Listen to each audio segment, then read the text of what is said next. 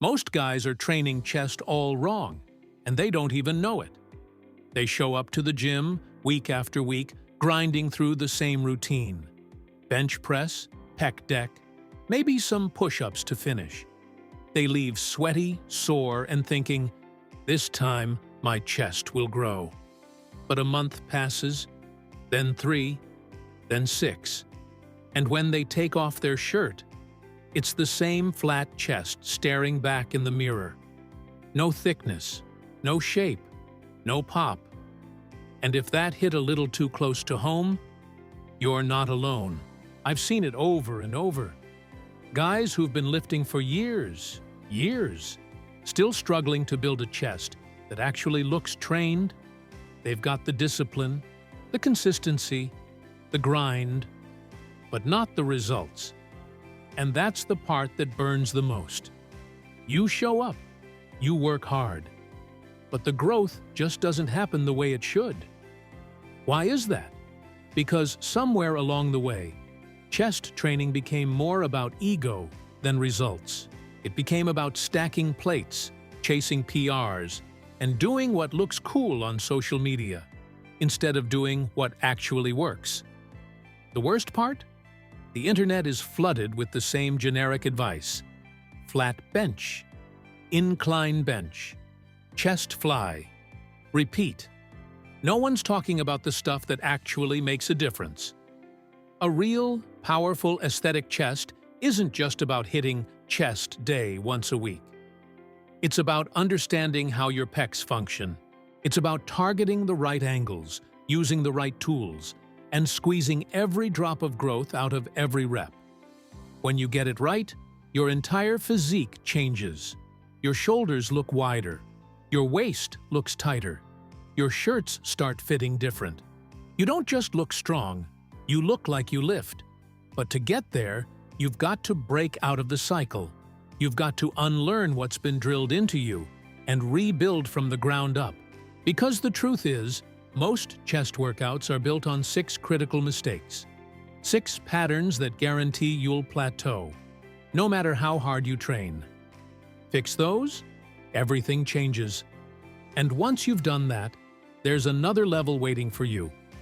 A set of 6 brutal, explosive chest exercises that aren't just effective. They're transformational. These aren't your average cookie-cutter movements. These are the ones that hurt in the best way. The ones that stretch your pecs until they scream, then squeeze them until they feel like they'll explode. This is the blueprint for chest growth. Real, visible, permanent growth. So if you're tired of spinning your wheels, if you're done with weak pecs and hollow pumps, if you're ready to finally build a chest that turns heads, fills out shirts, and commands presence, keep watching. Because we're about to destroy the 6 most common chest mistakes. And then I'll hand you the 6 most powerful tools you've probably never used the right way. If this is already hitting close to home, hit that subscribe button. Because what's coming next might just change the way you train forever. 1. Dumbbell pullover, the most underrated chest growth weapon. Let's be real. When was the last time you saw someone doing dumbbell pullovers at your gym? Not some influencer filming content. I mean a real lifter, head down, pulling heavy iron behind their head like their life depended on it. Probably never, right? That's because most lifters think pullovers are old school, outdated, unnecessary, maybe even dangerous. But here's the truth. This movement has been buried by modern routines, and that's a massive mistake. Because dumbbell pullovers hit your chest in a way no press, no fly, no cable crossover ever will. And the key isn't just the stretch, it's the direction of that stretch. When you do a press, you're pushing against gravity in a straight line. That's great, but it's also predictable. Your pecs get used to it. But with a pullover, the resistance comes from behind and above. It pulls your chest fibers apart along a different axis. That deep stretch under load creates mechanical tension in areas you've probably never stimulated before, especially across the upper chest and the tie-in with your lats. Now picture this. You're lying on a flat bench, both hands gripping a heavy dumbbell, arms extended above your chest. Not locked, just slightly bent. You take a deep breath, then start lowering the dumbbell back, slowly, behind your head. At first, it feels fine, but then you hit that stretch, the kind that opens your rib cage and stretches your pecs like a bowstring being drawn back. That's where the magic happens. You pause there, feel it. Then, with control and focus, you bring the dumbbell back up, but not with your arms. You pull with your chest. You imagine your pec fibers shortening, contracting, fighting to return to that starting point. You're not just lifting a dumbbell, you're building width. You're building density. You're building that dramatic plate of armor look across your torso. And here's a trick most people miss. Use this move after your heavy presses, not before.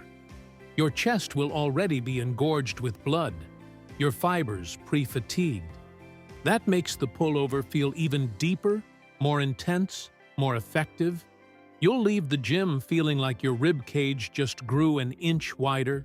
But if you mess it up, if you rush the motion, drop too deep, or let your triceps dominate the movement, you'll miss everything.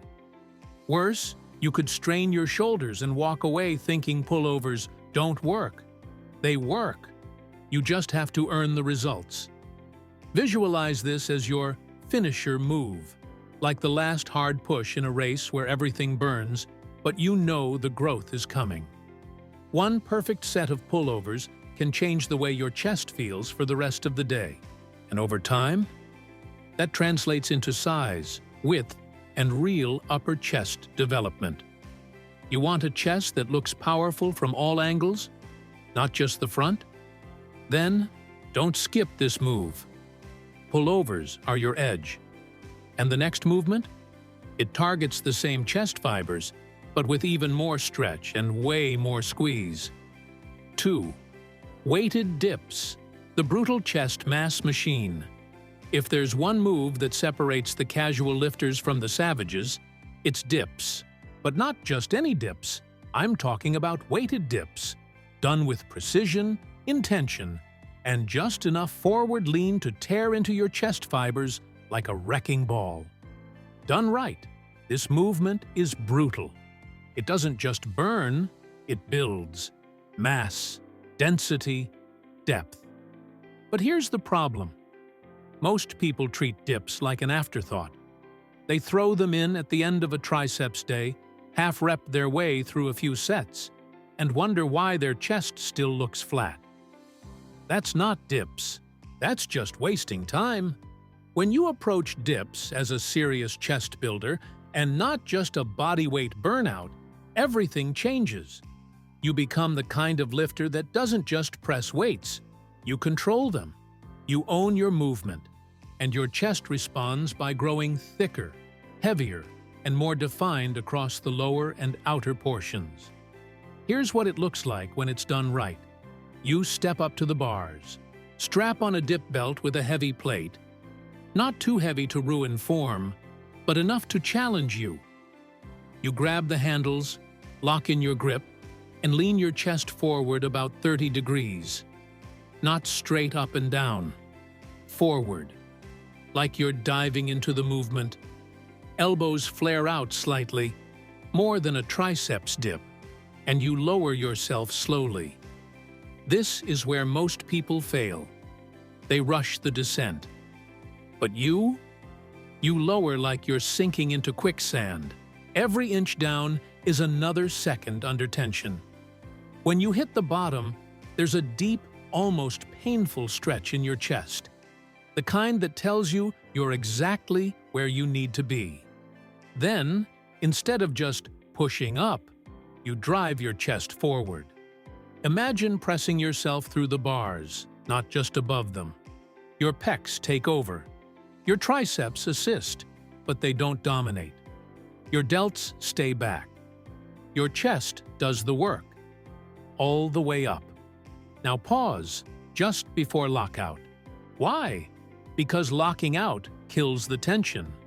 And in this game, tension is the currency of growth. Every second you keep the pecs under load is another step toward that thick plate of armor chest you've been chasing. And the best part? Dips aren't just about growth, they're about presence. Guys who can do heavy dips with perfect form always look powerful. There's something primal about controlling your body in that position.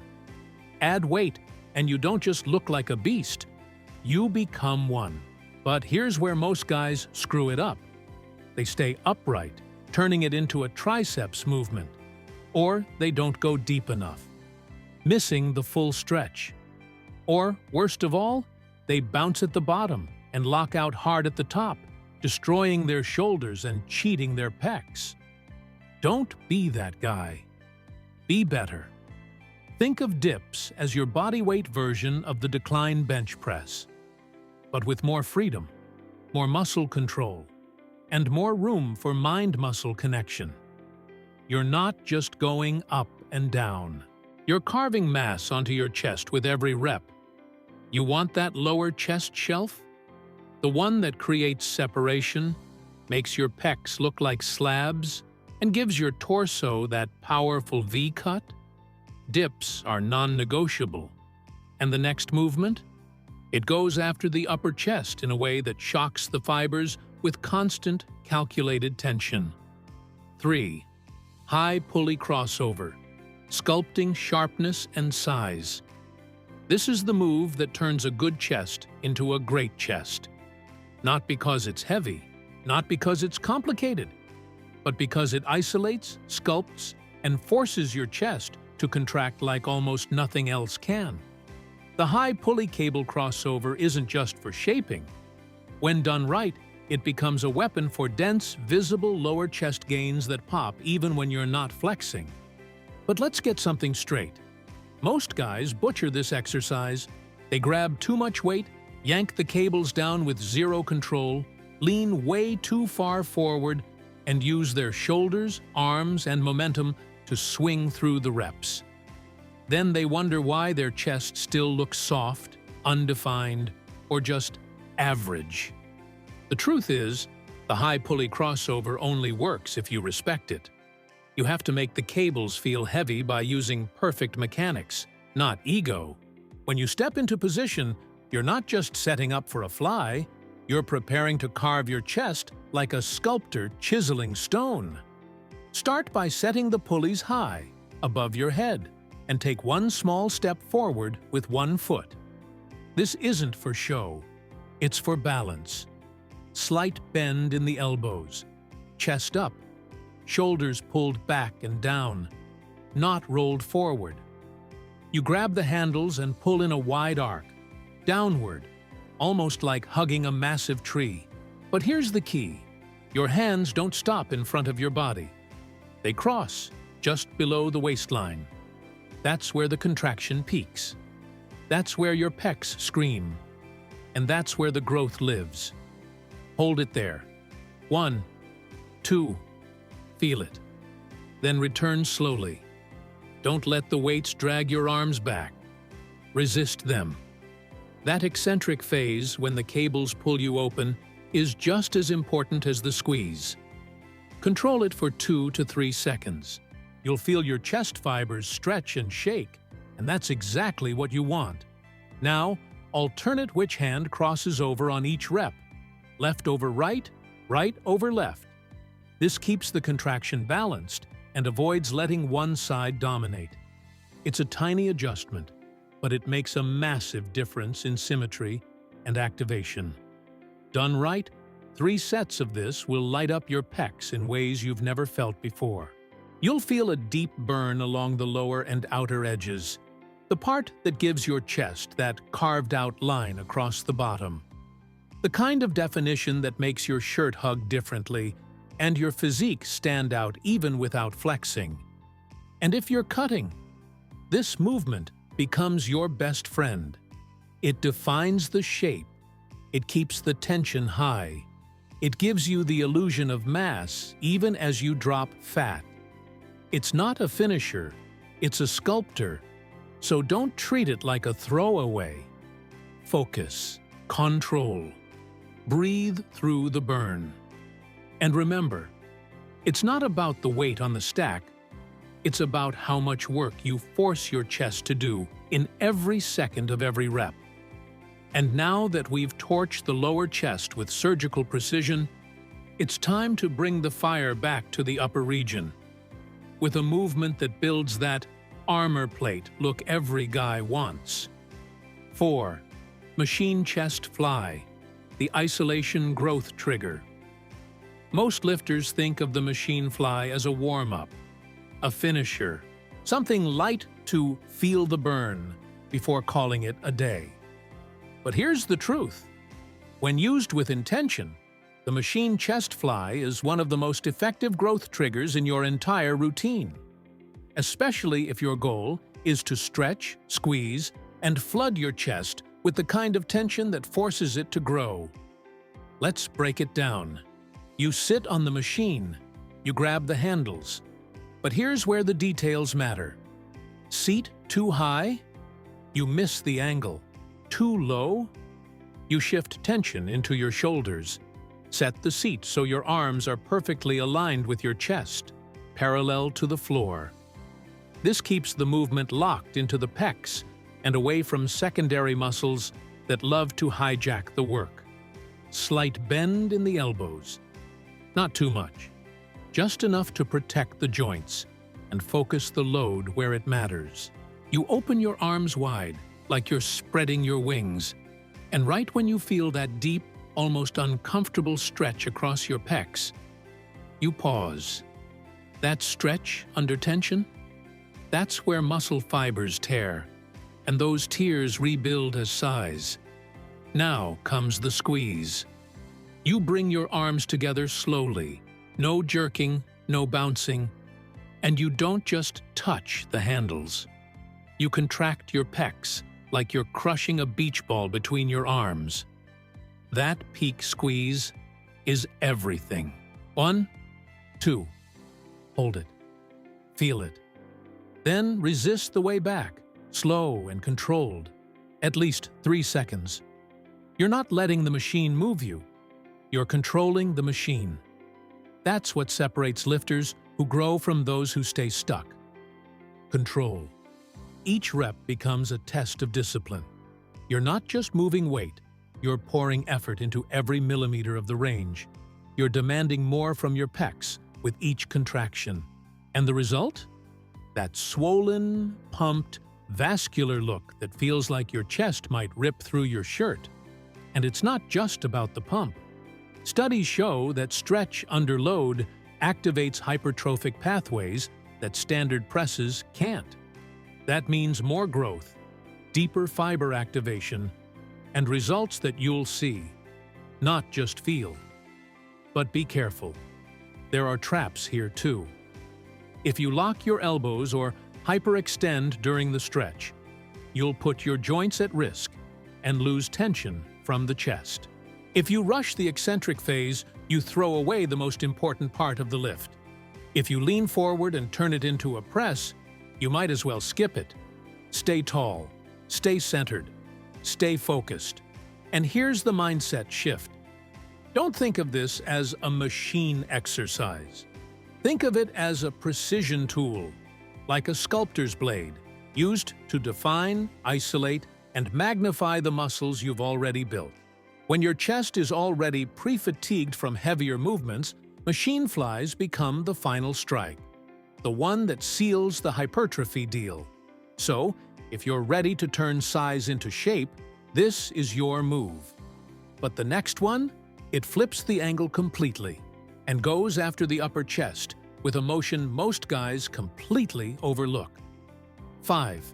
Low pulley cable crossover, the upper chest ignition. There's a reason why some guys train for years and still have a flat, underwhelming upper chest. It's not genetics, it's neglect. They either skip upper chest work altogether Or they rely on incline benching alone, hoping it'll somehow fix everything. But guess what? It won't. Not unless you hit those fibers with precision. That's where the low pulley cable crossover comes in. A game-changing, chest-defining movement that fires up the clavicular head like no other.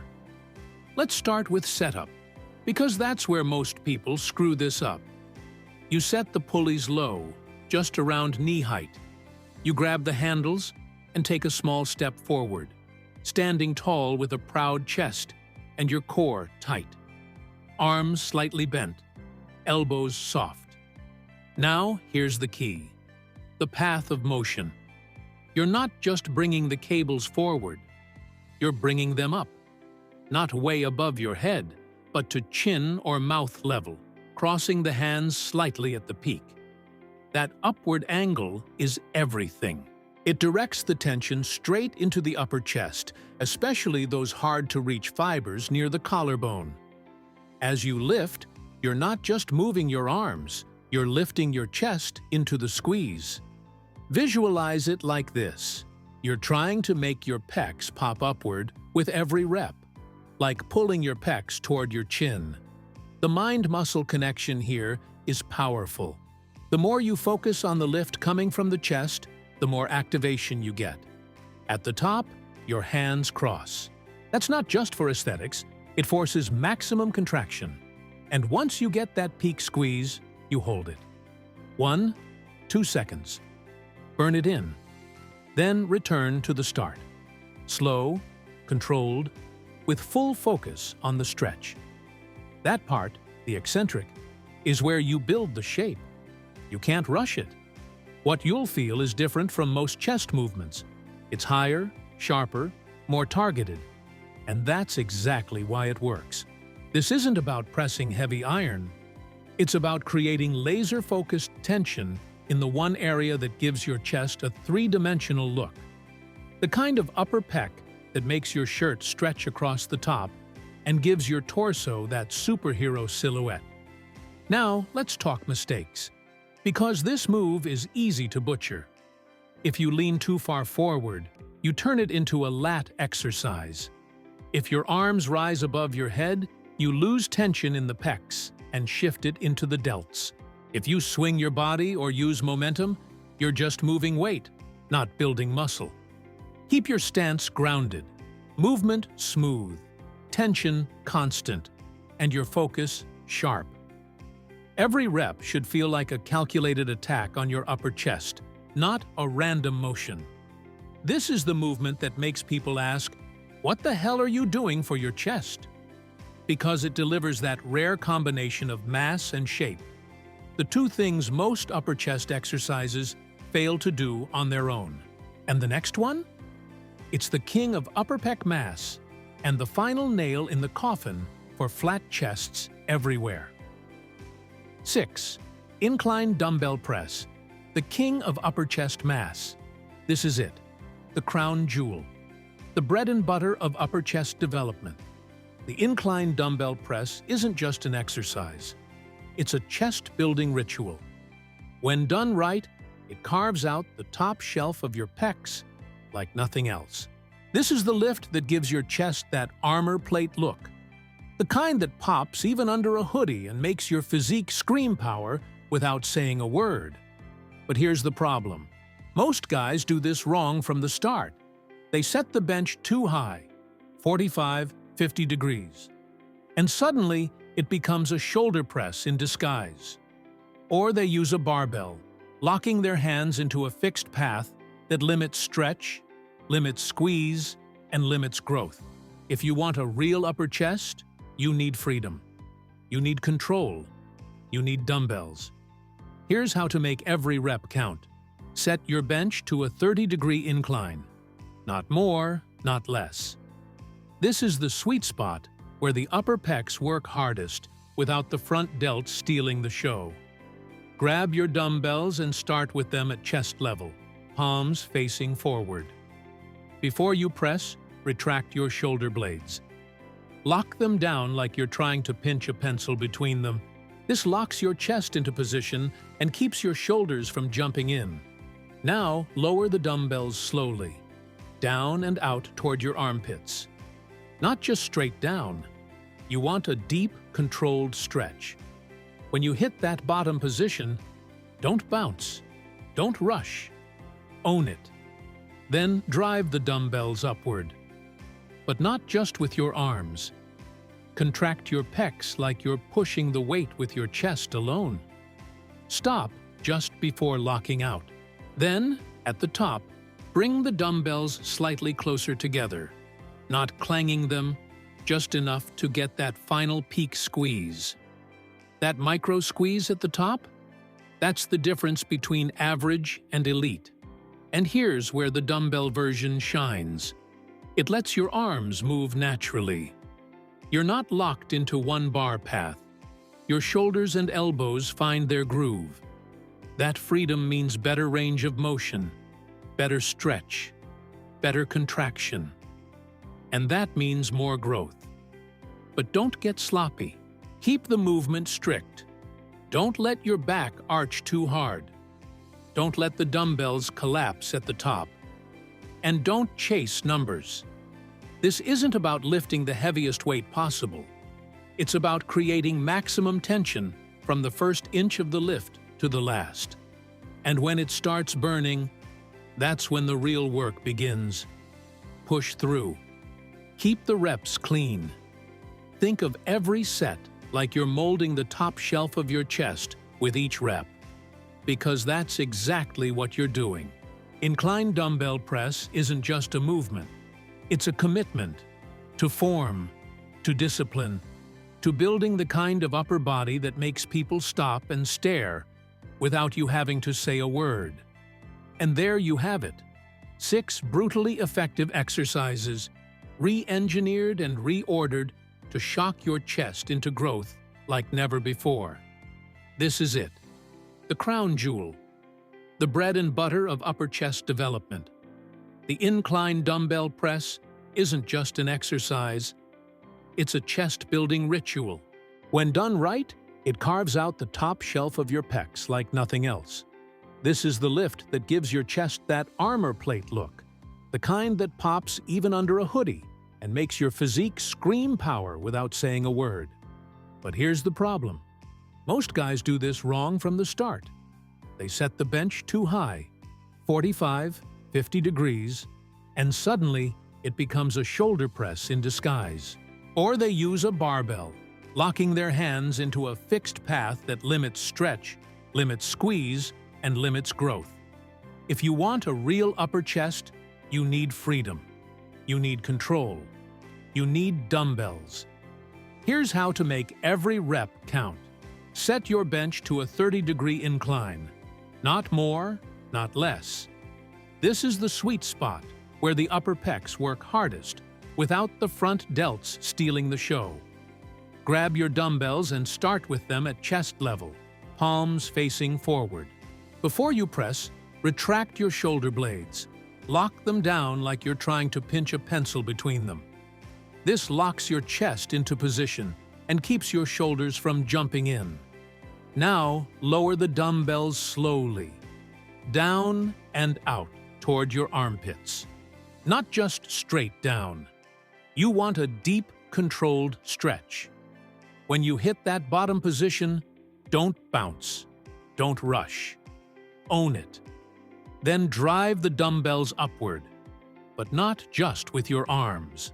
Contract your pecs like you're pushing the weight with your chest alone. Stop just before locking out. Then, at the top, bring the dumbbells slightly closer together. Not clanging them, just enough to get that final peak squeeze. That micro squeeze at the top? That's the difference between average and elite. And here's where the dumbbell version shines. It lets your arms move naturally. You're not locked into one bar path. Your shoulders and elbows find their groove. That freedom means better range of motion, better stretch, better contraction. And that means more growth. But don't get sloppy. Keep the movement strict. Don't let your back arch too hard. Don't let the dumbbells collapse at the top. And don't chase numbers. This isn't about lifting the heaviest weight possible. It's about creating maximum tension from the first inch of the lift to the last. And when it starts burning, that's when the real work begins. Push through. Keep the reps clean. Think of every set like you're molding the top shelf of your chest with each rep, because that's exactly what you're doing. Incline dumbbell press isn't just a movement. It's a commitment to form, to discipline, to building the kind of upper body that makes people stop and stare without you having to say a word. And there you have it. 6 brutally effective exercises, re-engineered and reordered to shock your chest into growth like never before.